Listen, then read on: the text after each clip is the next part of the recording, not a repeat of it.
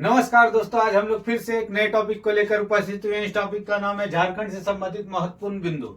17 मार्च को जेपीएससी का प्रारंभिक परीक्षा का आयोजन किया जाएगा। इस परीक्षा में पेपर 1 और पेपर 2 से में लगभग झारखंड से संबंधित 120 प्रश्न पूछे जाने की संभावना है। इसी को दृष्टिगत रखते हुए आज हम लोग लगभग 500 महत्वपूर्ण बिंदुओं पे चर्चा करेंगे। चलिए चर्चा आरंभ करते हैं। सबसे पहले हम लोग छोटा नागपुर काश्तकारी अधिनियम के संदर्भ में देखेंगे और इसके संदर्भ में विभिन्न बिंदुओं पे चर्चा करेंगे।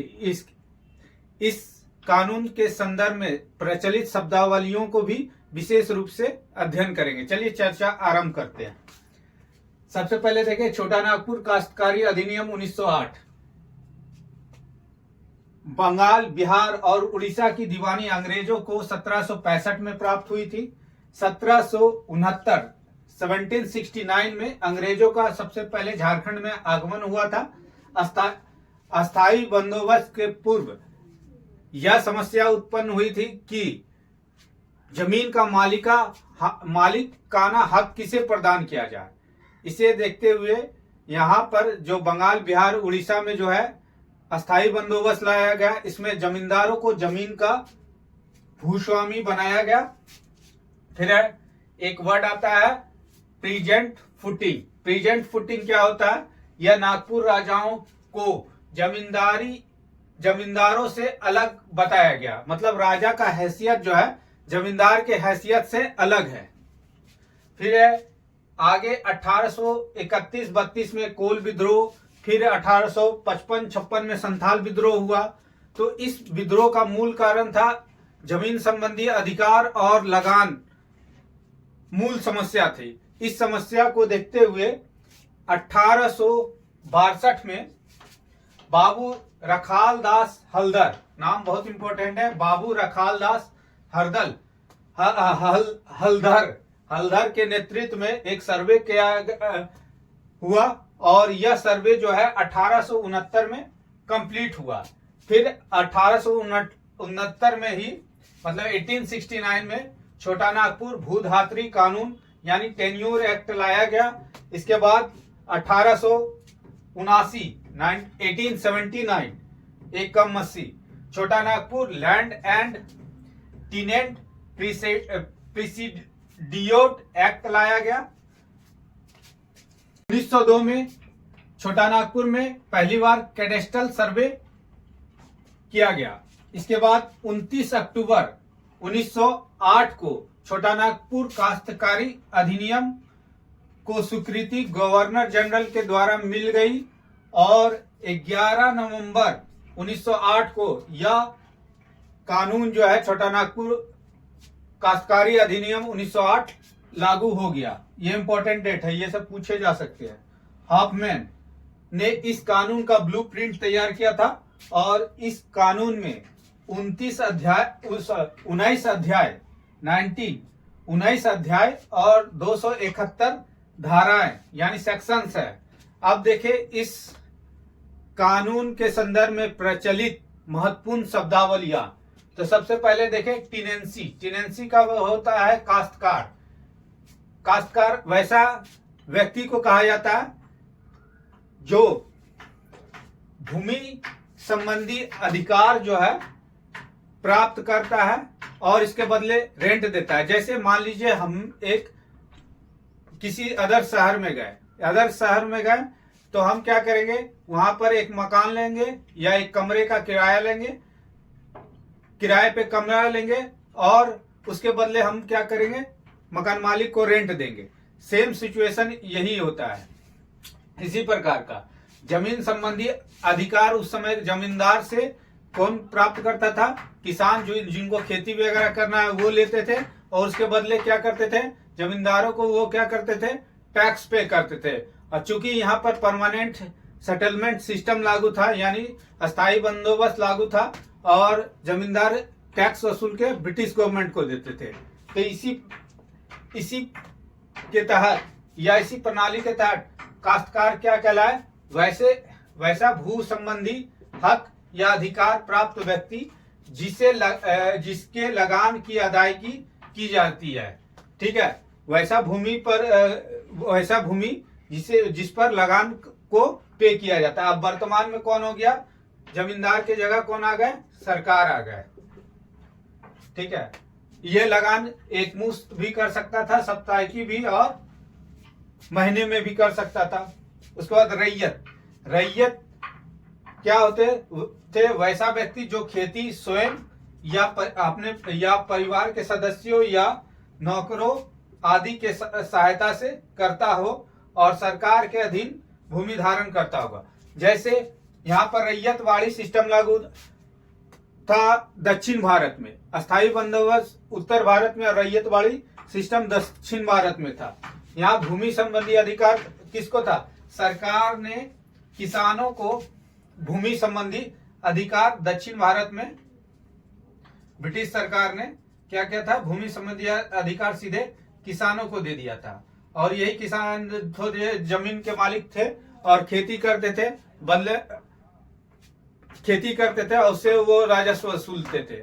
इसी प्रकार से रैयत देखें तो रैयत क्या करेगा, सबसे पहले खेत लेगा, खेत में खुद खेती करेगा या परिवार के सदस्य लोग खेती करेंगे, या फिर अपने नौकरों और चाकर के माध्यम से वो खेती करवाएगा। ठीक है, और यह भूमि जो है वो डायरेक्ट रूप से सरकार से लेने का अधिकार प्राप्त होता है, उसे हम लोग रैयत को बोलते हैं, किसानी जमीन भी बोलते हैं।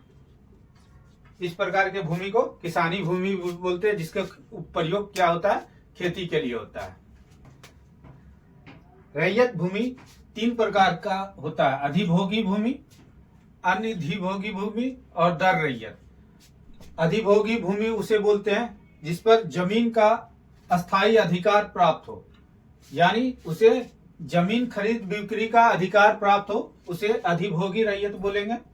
अनधिभोगी रैयत जिसपे जमीन पर अस्थायी अधिकार प्राप्त हो, यानी उसे जमीन जो है कुछ समय के लिए दिया गया हो, कॉन्ट्रैक्ट या संविदा के माध्यम से, फिर वो वापस ले लिया गया, यानी उसे खरीद बिक्री का अधिकार प्राप्त नहीं है। दर रैयत उसे बोलते हैं किसी रैयत के अधीन अगर कोई काम कर रहा है, तो किसी को जमीन दिया गया है तो उसे दर रैयत बोलेंगे। मतलब रैयत के अधीन क्या होगा, दर रैयत। उसके बाद कोड कर क्या होता है, गैर मजूरुआ, परती, बंजर आदि भूमि को धान की खेती लायक बनाने को कोड कर कहते हैं। मजूरुआ क्या होता है, जो खेती योग्य भूमि होता है उसे मजूरुआ भूमि बोलते हैं। गैर मजूरुआ उसको बोलते हैं जो खेती के लायक भूमि नहीं रहता है, उसे गैर मजूरिया बोलते हैं। परती बोलते हैं जंगल को छोड़ के वैसा भूमि जो अनुपजाऊ हो या पिछले 3-4 साल से उसमें खेती नहीं किया गया हो, तो उस भूमि को क्या बोलते हैं, परती लैंड बोलते हैं। ठीक है, भूंयर जमीन क्या हो गया, भूंयर जमीन जो है उरांव जनजाति के द्वारा जब पहली बार जब वो आए होंगे इस झारखंड के इलाके में, तो पहली बार क्या हुए होंगे, जंगल को साफ किए होंगे। ये जंगल है, जंगल को, इस इलाके को मान लीजिए साफ कर दिए। इस इलाके को साफ करके या तो रहने के लिए या खेती करने लायक इस इलाका को बना दिए, और वो जमीन का मूल बना दिए और उस पे बस गए। तो इस भूमि को क्या बोले, भूंयर भूमि कहे। और ये उरांव जनजाति के द्वारा किया गया था, इसलिए इसे भूंयर जमीन का नाम दिया गया। और ये भूमि के मूल प्रवर्तक है, भूमि के मूल प्रवर्तक ये लोग। उसके बाद इसी प्रकार का मुंडारी खुटकट्टीदारी भूमि, जो मुंडा जनजाति के द्वारा इसी प्रकार का काम किया होगा, यानी जंगल को साफ करके गांव बसाया गया है और उस पर खेती वगैरह करते होंगे मुंडा जनजाति के द्वारा, तो वो उसके मूल प्रवर्तक कहलाएंगे। और इस टर्म को क्या करेंगे, इस भूमि को क्या करेंगे, मुंडारी खुट्टीदारी भूमि। भूस्वामी जिसके तुरंत अधीन काश्तकार क्या होता है, भूमि धारण करता है, यानी जमींदार भूस्वामी हो गया, इसके अधीन कौन हो गया, इसके अधीन कौन हो गए? काश्तकार। काश्तकार क्या होता है? भूमि लेके बदले में जमींदार को क्या देता था? रेंट देता था, यानी लगान देता था। तो अभी वर्तमान में भूस्वामी कौन होंगे? तो सरकार होंगे, झारखंड सरकार। झारखंड सरकार से जमीन लिए और बदले में हम रेंट दिए या लगान दिए, तो भूस्वामी क्या कहलाए? झारखंड सरकार या जमींदार। और काश्तकार उसके तुरंत नीचे, मतलब जमींदार से तुरंत नीचे कौन हो गया? काश्तकार, जो भूमि लेता है, जमीन लेता है और बदले में रेंट पे करता है। तो जमींदार क्या हो गया? भूस्वामी, जिसके तुरंत अधीन काश्तकार भूमि धारण करता हो। भुक्त बंधा, बंधा यानी बंधक। बंधक क्या होता है? किसी को गिरवी रख दिए, कुछ सामान बंधकी रख दिए। एक टर्म होता है लोकल, बंधकी यानी गिरवी रख देना। कब रखते हैं? जब हम किसी से पैसे लेते हैं, पैसे के एवज में हम कुछ गिरवी रखते हैं, ठीक है। उसी तरह जमीन को गिरवी रखा जाता है। जमीन को गिरवी रख के हम क्या किए? किसी आदमी से पैसे लिए। अब बदले में वो क्या करेगा? या तो हम उसको जो महीने का सूद होता है, ब्याज होता है, उसे हम चुकता करें, या तो फिर उसे छोड़ दे कि भाई इसमें उस जमीन पे खेती कर लीजिए, खेती से जो उपज होता है वह सब आप रख लीजिए, ठीक है। और ऐसा कब तक कर सकते हैं? तो 7 साल। 7 साल के बाद वो जमीन फिर स्वतः, अगर हम उसको किसी प्रकार का मूल सूद हम अदा नहीं किए, तो वो स्वतः जमीन हमारे पास वापस आ जाएगा। और उसके बदले वो क्या होगा? जिस पर्सन से हमने पैसा लिया, वो पैसा क्या हो जाएगा? उससे उस जमीन पे वो खेती करके अपना पैसा वसूल लेगा। तो उसे भुक्त बंधा कहा गया, ठीक है। काबिल लगान क्या होता है? वैसा कर योग भूमि। मान लीजिए ये भूमि है, इसमें टैक्स की उगाही की जा सकती है, मतलब लगान लिया जा सकता है, लेकिन इस पे हम लोग लगान नहीं ले रहे हैं, ठीक है। तो वैसे भूमि को काबिल भूमि बोलते हैं। मझियस होता है राजी की निजी खेती की जमीन। राजा लोग थे या जमींदार लोग थे, उनकी अपनी कुछ जमीन होती है जिसपे वो खेती करते थे, ठीक है। राजहंस भूमि क्या होता है? राजा की जमीन का रैयत को बैठाकर कर वसूलना। अब राजा का कोई जमीन है, मान लीजिए ये जमीन राजा का है। अब इसमें क्या है? राजा तो खुद खेती नहीं करेगा ही नहीं, तो वो किसी से करवाएगा। तो वो रैयत को यानी किसानों को रखता था और उससे खेती करवाता था और उससे टैक्स ले लेता था, तो उसको राजहंस जमीन बोलते थे। बैठ के ताऊ क्या हुआ? कर मुक्त जमीन या जमीन उन लोगों को दी जाती थी जो राजा की जमीन यानी राजहंस जमीन या फिर मझियस जमीन में खेती करने में सहायता करता था। मान लीजिए राजा की जमीन में कोई व्यक्ति खेती करने में सहायता प्रदान कर रहा, तो उस आदमी को बदले में क्या दिया जाता था? एक जमीन का टुकड़ा दिया जाता था कि आप अपना जीवन यापन और खर्च इसी से चलाइए, ठीक है। तो ऐसे इसके लिए टर्म जो यूज होता था बैठ खेता। फिर बकास्त। बकास्त मतलब कर। हम किसी से अगर जमीन लिया, जमीन के बदले हमें कर देना होता था, अगर हम कर चुकता नहीं कर पाए तो वो क्या होगा? हमें जमीन से बेदखल कर दिया जाता था। उसी को इसके लिए टर्म प्रयोग किया गया था, बकास्त। अब हम लोग सीएनटी के संदर्भ में महत्वपूर्ण धाराओं और सेक्शन के बारे में चर्चा करेंगे। सबसे पहले देखें अध्याय 1। अध्याय 1 धारा 1 से 3 तक है। इसमें संक्षिप्त नाम और विस्तार दिया गया है। संपूर्ण छोटा नागपुर क्षेत्र में लागू होता है। 6 जिलों को छोड़ के संथाल परगना के कौन कौन है? दुमका, साहेबगंज, देवघर आदि जिलों को छोड़ के ये एक्ट लागू होता है। फिर धारा 3 में परिभाषा दिया गया, उसमें से एक परिभाषा हम लोग देखते हैं। बाकी परिभाषाओं की चर्चा हम लोग पहले कर चुके हैं। पुनर्ग्रह भूधृति, वैसा भूधृति जो परिवार का नर वारिस नहीं होने पर रैयत के निधन के बाद पुनः वापस भूस्वामी के पास चला जाता है। मतलब ऐसा कोई जमीन, ठीक है, जमीन का मालिक, ठीक है, जो भूमि के जिसके पास भूमि हो वर्तमान में, उसमें कोई मेल मेंबर नहीं है। तो जो जिससे वो भूमि लिया था, मान लीजिए जमींदार से भूमि लिया था, तो वैसे कंडीशन में इसके मेल मेंबर इसके वंशज में यानी इसके खानदान में कोई नहीं है, तो ये जमीन क्या हो जाएगा, जमींदार को वापस हो जाएगा। और जमींदार चाहेगा तो दूसरे को जमीन दे देगा। उसके बाद अध्याय 2 देखे। अध्याय 2 में धारा 4 से लेकर 8 तक का उल्लेख है। इसमें धारा 4 में काश्तकारों के वर्ग के संदर्भ में बात किया गया है, जिसकी हम चर्चा कर चुके हैं। ठीक है। धारा 5 में रैयत के संदर्भ में बताया गया है। धारा 7 में खुटकट्टी अधिकार युक्त रैयत के बारे में बताया गया। धारा 8 में मुंडारी खुटकट्टीदार के बारे में बताया गया। फिर अध्याय 3 में धारा 9 से लेकर 15 तक का उल्लेख है। इसमें भूधारक के संदर्भ में चर्चा किया गया है। धारा 10 क्या बोलता है, छोटा नागपुर काश्तकारी अधिनियम 1869 के अधीन भूमियार जमीन के लगान में वृद्धि नहीं की जा सकती है। ठीक है, मतलब भूमियार जमीन कौन हो गया, जिसे उरांव जनजाति के द्वारा क्या किया गया, जंगल को साफ करके उसे खेती योग्य बनाया गया है, तो उस जमीन पे लगान में वृद्धि नहीं की जाएगी।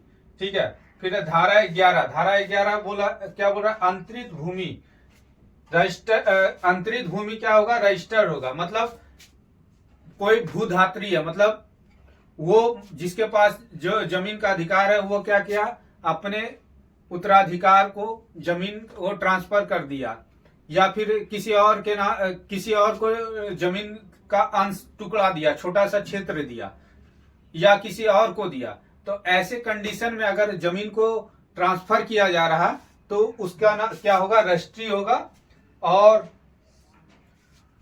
उसको रजिस्ट्री कार्यालय में जाके आपको रजिस्टर करवाना पड़ेगा। मतलब आप किसी जमीन का एक टुकड़े को किसी और को ट्रांसफर कर रहे हैं, तो उसके लिए आपको रजिस्टर करवाना होगा। ये धारा 11 बोलता है। धारा 12, अंतरित भूमि को अगर रजिस्ट्री करने से इनकार कर दिया जाता है, तो वो डीसी के पास, उपायुक्त मतलब डीसी के पास आवेदन करेगा, और आवेदन करने के पश्चात डीसी जांच करेगा। जांच के बाद भूमि को रजिस्ट्री करने का आदेश दे देगा। ठीक है। धारा 15 में कहा गया है, रजिस्ट्री जमीन को पुनः कोई भूस्वामी वापस ले सकता है। ठीक है। उसके बाद है अध्याय 4 में 14 से 36 तक का उल्लेख है। इसमें रैयत के संदर्भ में चर्चा किया गया। धारा 16 कहता है कि सीएनटी एक्ट 1908 लागू होने के पूर्व किसी ने अधिकार भोगी, मतलब जिस पे भूमि पे रैयत अपना अधिकार कायम कर लिया होगा, यानी खरीद बिक्री का अधिकार उसे प्राप्त हो गया हो, कर लिया हो, तो वो जारी रहेगा, उसे खत्म नहीं किया जाएगा। और उस पर 12 वर्ष खेती भी नहीं किया हो, तब पर भी वो अधिकार जारी रहेगा। फिर है धारा 17, बंदोबस्त रैयत के संदर्भ में उल्लेख किया गया है। धारा 18, मुंडारी खुटकट्टीदारी और भूइयार का बंदोबस्त रैयत के संदर्भ में उल्लेख है। धारा 19, गांव बंदोबस्त रैयत अधिभोगी अधिकार का बंदोबस्त का अधिकार, मतलब गांव के रैयत को अधिभोगी मतलब भूमि के संदर्भ में खरीद बिक्री का बंदोबस्त करने का अधिकार प्राप्त हो जाएगा। धारा 21 में कहा गया, अधिभोगी रैयत का उपयोग किस प्रकार किया जाएगा, तो स्थानीय रीति से कृषि के लिए, ईंट खपड़ों का निर्माण के लिए, पीने का पानी, घरेलू कृषि कार्य और मत्स्य पालन इत्यादि के लिए किया जाएगा। धारा 22 जो है बेदखली का अधिकार दिया गया। धारा 21 को छोड़कर भूमि का उपयोग अन्य कार्यों के उद्देश्यों के लिए किया जाता है तो उसे वंचित किया जाएगा। धारा 21 में क्या गया था कि कृषि या मत्स्य पालन या फिर पानी पीना, कृषि के लिए ईंट आदि का निर्माण करना, ये सब कृषि कार्य के लिए तो इन कार्यों को छोड़ के अगर किसी अन्य उद्देश्य के लिए किया जाता है तो उसे बेदखल कर दिया जाएगा। फिर धारा 24 कहता है लगान के संबंध में प्रावधान किया गया। अध्याय 5 देखें तो अध्याय 5 में धारा 37 का उल्लेख है, केवल एक धारा का उल्लेख है। इसमें कहा गया कट्टीदारी अधिकार प्राप्त रैयत के संदर्भ में चर्चा की गई है। फिर धारा अध्याय 6 में धारा 38 से लेकर 42 तक का उल्लेख है, जिसमें अन्य अधिकार भोगी मतलब जिसमें भूमि पर उसका किसी का स्वामित्व ना हो उसके संदर्भ में चर्चा गया, और भूमि जो है कॉन्ट्रैक्ट या संविदा के माध्यम से प्राप्त हुआ उसके संदर्भ में चर्चा की गई है। अब धारा 38 में देखें तो अनधिकार रैयत और उसके भूस्वामी के बीच करार मतलब एक कॉन्ट्रैक्ट होगा, ठीक है, जिसको इंग्लिश में कॉन्ट्रैक्ट बोलते हैं। करार के आधार पे लगान का निर्धारण वगैरह किया जाएगा। फिर धारा 41 में क्या कहा गया है कि अनधिकार रैयत को बेदखल किए जाने का भी अधिकार है। अगर समय पर लगान नहीं चुकाता है, जो उचित लगान है उस जमीन के लिए या रेंट निर्धारित किया गया, अगर आप उसको नहीं देते हैं तो आपको जमीन से बेदखल किया जा सकता है, मतलब आपके रैयत को वापस लिया जा सकता है। फिर अध्याय 7 धारा 43, इसमें कहा गया कि ऐसी भूमि जिसका उपयोग सड़क, नहर आदि के लिए किया जाएगा वो भूमि जो है कर मुक्त होगा। इसमें और भी कंडीशन है। फिर है अध्याय 8, इसमें धारा 44 से लेकर 51 तक का उल्लेख है। इसमें कहा गया है कि जोतों या भूधात्रियों के पट्टे और अंतरण यानी ट्रांसफर, पट्टा मतलब एक कागज तैयार होगा जिसमें शर्तनामा वगैरह लिखा होगा, उसका अधिकार के बारे में चर्चा किया। देखिए धारा 44 में कहा गया कि पट्टा पाने का अधिकार यानी पट्टे में जोत की सीमा मतलब किस एरिया में आप कितना एरिया तक को आपको दिया जाता है उसका सीमा निर्धारण किया गया, ठीक है। क्षेत्र बताया गया, इस लोकेशन में आपका ये क्षेत्र है, ठीक है। ये सब एक कागज पे लिखा जाएगा और आप उसे दोनों के बीच कॉन्ट्रैक्ट होगा और आप उसे प्राप्त करके अपना अधिकार भूमि पे कर लेंगे, ठीक है। वार्षिक लगान कितना निर्धारण करना है, वार्षिक लगान की रकम कितना होगा, ये सब बातों की चर्चा की जाएगी। यानी पट्टा पाने के अधिकार का उल्लेख जो है धारा 44 में किया गया है। धारा 46 जो कह रहा है कि रैयतों के अंतरण के अधिकारों पर प्रतिबंध मतलब भूमि के ट्रांसफर पर प्रतिबंध लगाने की बात की है। कैसे? शर्त क्या है? दान, 5 वर्ष से अधिक समय के लिए बिक्री, भूमि का बिक्री, संविदा आदि के आधार पे। फिर किया गया अंतरण होगा, कब होगा? डीसी के पूर्व सहमति से। कैसे? एससी को एसटी का ही जमीन को ट्रांसफर किया जाएगा। दूसरा, एससी को ही जमीन ट्रांसफर किया जाएगा। फिर ओबीसी को दूसरे ओबीसी को ही जमीन ट्रांसफर किया जाएगा। फिर बोल रहा है एसटी जमीन को गैर एसटी को अगर कोई ले लिया होगा, मान लिया अनुसूचित जनजाति का कोई जमीन है, किसी गैर अनुसूचित जनजाति के द्वारा ले लिया गया हो, तो उसे 12 वर्षों के भीतर उसे का आवेदन डीसी के पास देना होगा। डीसी जांच करेगा और उसके बाद जमीन को वापस ले लिया जाएगा, ठीक है। फिर धारा 48 कह रहा है कि भूयियार या भूमि के अंतरण पर प्रतिबंध, उसी तरह से जिस तरह से इसमें प्रतिबंध लगाया गया उसी प्रकार से भूयियार जमीन पे प्रतिबंध की बात की गई है। फिर धारा 49 कहता है अधिभोगी या भूयियारी अपनी जमीन का अंतरण कर सकेंगे। कैसे कर सकेंगे? किसी प्रौद्योगिकी मतलब कोई उद्योग वगैरह लगाना हो तो उसके लिए कर सकते हैं, खनन कार्य के लिए कर सकते हैं। अगर इन दोनों उद्देश्य को छोड़ के किसी अन्य उस जमीन पे कोई अन्य कार्य किया गया हो तो वो उसे आवेदन देके डीसी के पास आवेदन देके भूमि को पुनः वापस ले सकता है। ये ऐसा काम जो है 12 वर्ष को भीतर होना चाहिए। फिर अध्याय 9 में 52 से 63 तक का उल्लेख किया गया जिसमें लगान के बारे में साधारण उपबंध किया गया। फिर अध्याय 10 में 64 से लेकर 75 तक की चर्चा की गई है। उसमें कहा गया भू स्वामी तथा काश्तकारों के लिए उपबंध किया गया। धारा 64 कहा गया डीसी की सहमति से भूमिहीन श्रमिक जो जिनके पास भूमि नहीं है तो वो क्या करेंगे, भूमि को कोड़ के मतलब वैसा भूमि को साफ उप करके वो खेती योग्य बना के धान की खेती कोड़कर भूमि में उसको बदल सकते हैं, यानी धान की खेती कर सकते हैं। तो ये भूमिहीन श्रमिकों के संदर्भ में इसका प्रावधान है। 64 धारा 68 बेदखली संबंधी उल्लेख किया गया है। डिक्री या उपायुक्त यानी डीसी के आदेश से ही के बिना काश्तकार को उसके जमीन से बेदखल नहीं किया जाएगा।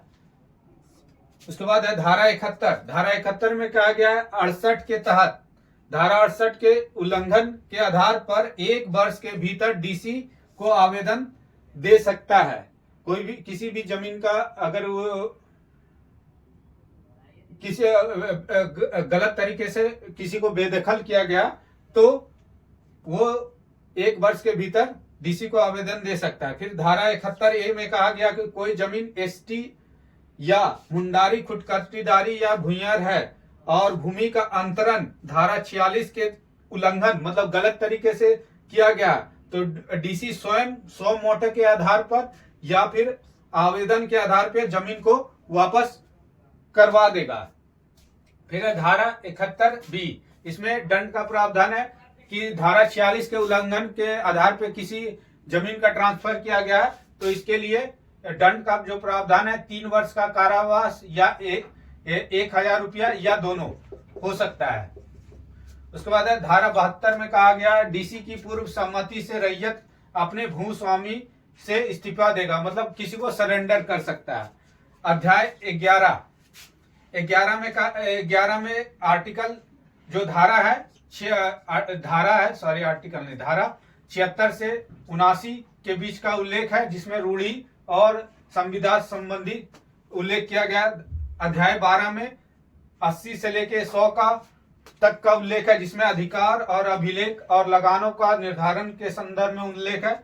अध्याय 13 में 101 से 117 के बीच है जिसमें भूमि संबंधी शर्तों एवं उनके रूपांतरण का उल्लेख रूपांतरण और अभिलेख का उल्लेख है। अध्याय 14 इसमें 118 से लेकर 126 तक की धाराएं हैं। इसमें भूस्वामियों की विशेषाधिकार युक्त भूमि का अभिलेख के संदर्भ में उल्लेख किया गया है। फिर अध्याय 15 में 127 से लेकर 134 तक की धाराएं 134 इसमें खुदकस्तीदारी अधिकार वाले ग्राम मुखिया व अन्य के अधिकार वाले भूमि का रिकॉर्ड यानी अभिलेख निर्माण करने की बात की गई है। उसके बाद अध्याय 16 इसमें 135 से लेकर 229 धाराएं हैं, इसमें तक की धाराएं हैं शामिल किया गया।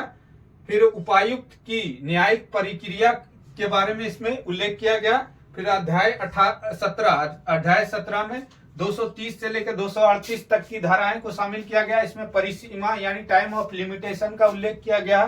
फिर अध्याय 18 जिसमें 239 से लेकर 256 तक की धाराएं शामिल है। इसमें मुंडारी खुदकस्तीदारी के संदर्भ में विशेष उपबंध का प्रावधान किया गया। और अध्याय 19 में 257 से लेकर 271 तक का उल्लेख है जिसके तहत अनुपूरक मतलब सप्लीमेंट्री प्रावधान का उल्लेख किया गया। इस प्रकार आज हम लोगों ने सीएनटी एक्ट के संदर्भ में महत्वपूर्ण बिंदुओं की चर्चा की है। आने वाले वीडियो में हम लोग पॉइंट वाइज एसपीटी और झारखंड से संबंधित अन्य महत्वपूर्ण बिंदुओं की चर्चा करेंगे।